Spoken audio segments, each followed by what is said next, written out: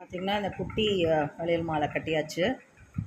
இந்த மாலையெல்லாம் எப்படி கட்டணும், இந்த பெரிய 3 அம்பாளுக்கு கட்டியிருக்கேன் நான் சொன்ன மாதிரி.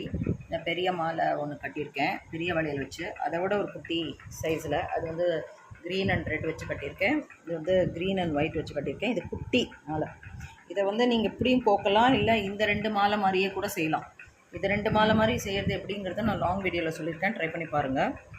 இந்த குட்டி மாலை நான் அப்படி கட்டுறத விட இது பெட்டராக துணித்தனால நான் இப்படி போட்டிருக்கேன். ஸோ இதெல்லாம் எப்படி பண்ணணுங்கிறத டீட்டெயில் வீடியோவில் சொல்லியிருக்கேன், பாருங்கள். ரொம்ப சிம்பிளுங்க, ரொம்ப விசேஷம். அம்பாளுக்கு வந்து வரலட்சுமி நோம்புக்கு வளையல் மாலை போடுறது ரொம்ப விசேஷம். நீங்களும் ட்ரை பண்ணி பாருங்கள். ரொம்ப சிம்பிள். ஒரு நான் சொன்ன மாதிரி 2 வளையல் கட்டிட்டிங்கன்னா, ஒரு 3-4 வளையல் கட்டிட்டிங்கன்னா அப்புறம் ஃபாஸ்ட்டாக வந்துடும் இந்த மாதிரி கட்டுறதுக்கு. நீங்கள் என்ன காம்பினேஷனில் வேணாலும் வளையல் வச்சு கட்டலாம். ட்ரை பண்ணி பாருங்கள். லாங் வீடியோவில் டீட்டெயில்டாக சொல்லியிருக்கேன். தேங்க்ஸ் ஃபார் வாட்சிங். தேங்க்யூ.